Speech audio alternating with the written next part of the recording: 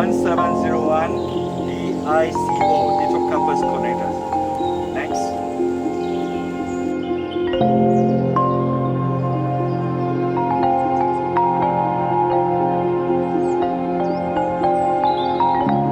The Asian Forest Cooperation Organization, or AFoCO, was established to strengthen forest cooperation by transforming proven technologies and policies into concrete actions on sustainable forest management. Hello, welcome to the AFoCO project site. My name is Dr. Ang. I'm the project leader of this project. Hello, I'm Mae Moh from Forest Research Institute, Malaysia, and I'm also one of the members of the AFoCO project in Malaysia. Hello, my name is Dai Quen. I'm from FRIM. I'm an assistant research officer. My main role in this project is to collect the data in the field. Our project with Malaysia and Thailand on domestication of endangered, endemic, and threatened plant species in disturbed terrestrial ecosystems in Malaysia and Thailand symbolizes one of the best projects of AFoCO. Basically, this project has a collaborative project between Malaysia, Thailand, and also the Republic of Korea. The objective of this project is to domesticate endemic, endangered, and threatened species in Malaysia and Thailand. To become a bio or tree depository. So when we talk about tree depository, we want to keep very important tree species that been faced by the depletions in terms of species or be threatened or be suffering from the danger of extinction. Now all those red list species, we would like them to be domesticated through this effort that's supported by AFoCO. The fund that AFoCO provide for us is to establish the 6-hectare model plots, contain at least 6 indigenous red list species, right? But now we have more than that. To domesticate endemic, endangered, and threatened species is because we don't want the species to eventually face extinction, particularly endemic species. I mean, the species can only find in one locality. One of them is Legisroemia langkawiensis, which has the red leaf and beautiful flesh. That species can only be found in Langkawi. So now we take it down here and it can be planted here as well. So if anything happened to the population in Langkawi, we still have another population here. And then we find out also whether the interesting thing is that if let's say we don't do this project, will the plant come naturally after some time? And we found out impossible. Because we do another parallel study is doing the regeneration within the stand.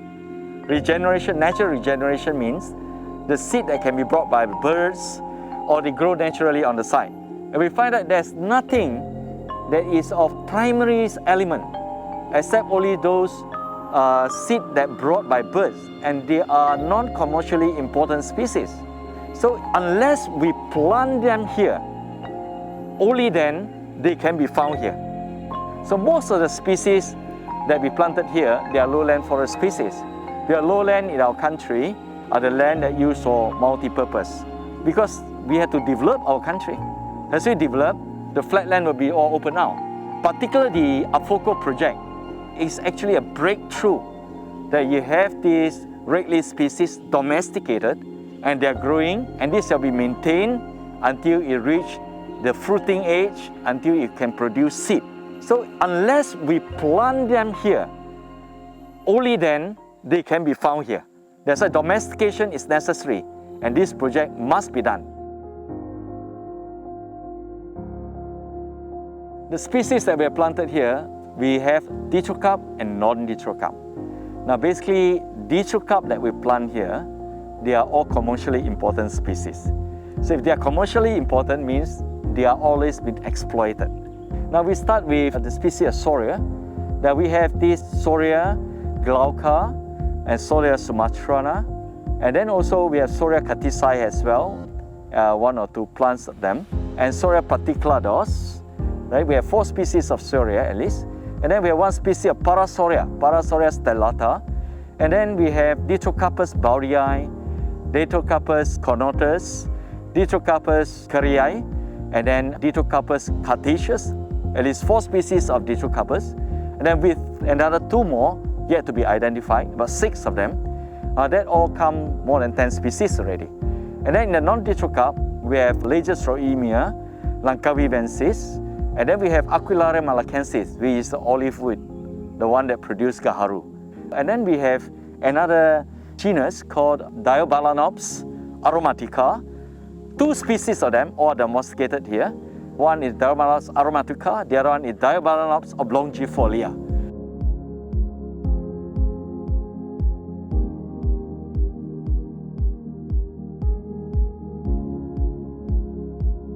Our project is on the XT mine. Basically, it's an impoverished site. Now we are dealing with slime tailing.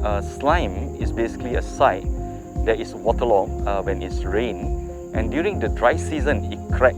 Basically, we had to deep 1.5 meter deep, and then we loosen the soil, and then we break it into small little granule site of this slime. We had to use a big excavator to loosen the soil before the project starts. The worker will carry the plant and bring it to the appointed or the planting point that they're supposed to put, and they place all those plants subsequently and accordingly. So the moment when the plant is placed near to the site, another team start to do the planting and then place it properly and facing the major portion of the crown that photosynthesizes toward the morning sun. To prepare the site, we had to put in soil conditioner.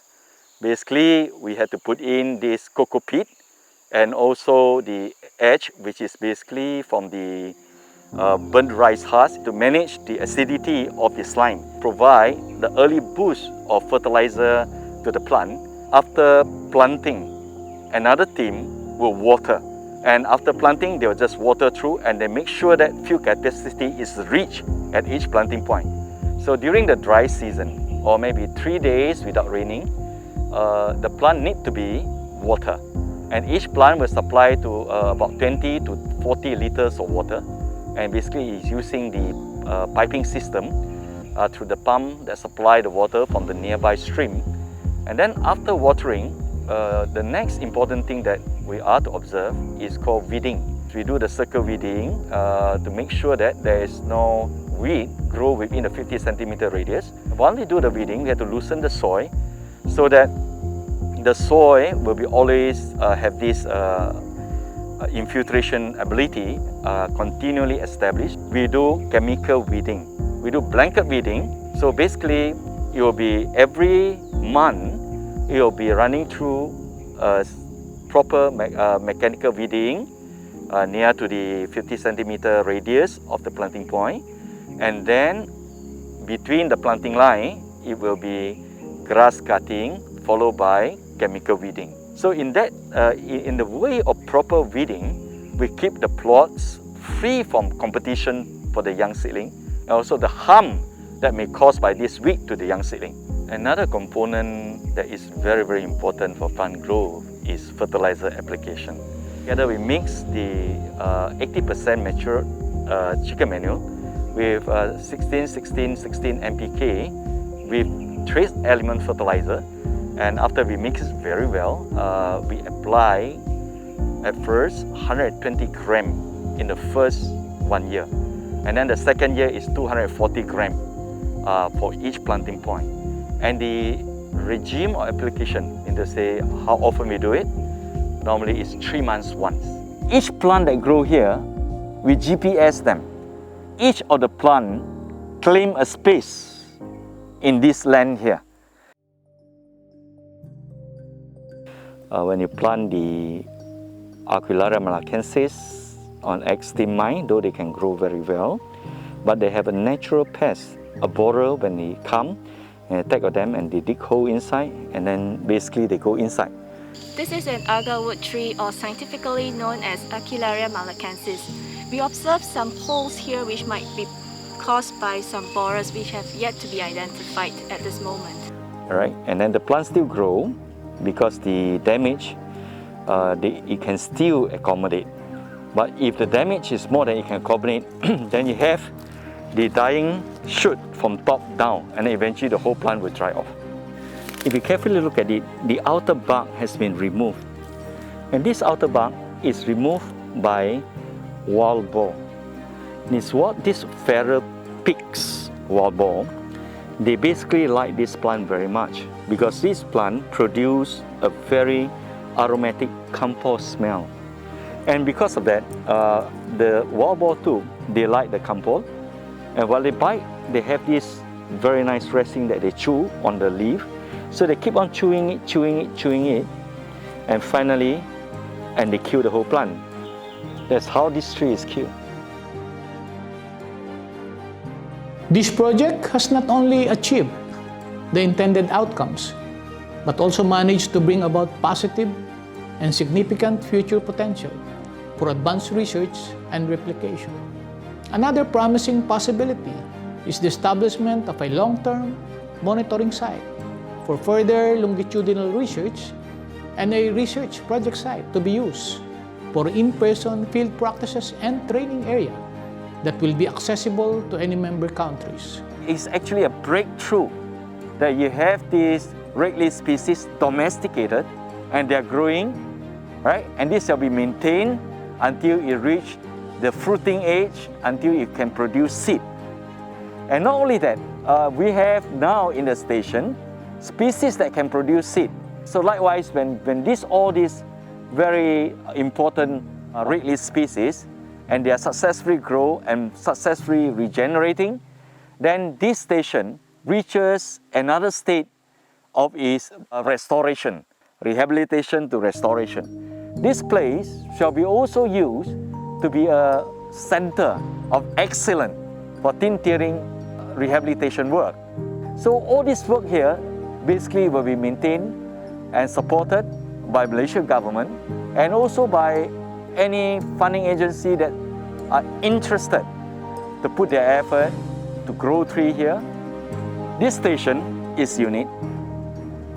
It is an evidence that Malaysia as a country has managed to green externmine and turn it into a man-made forest that can grow with rainforest species that is classified as red list species.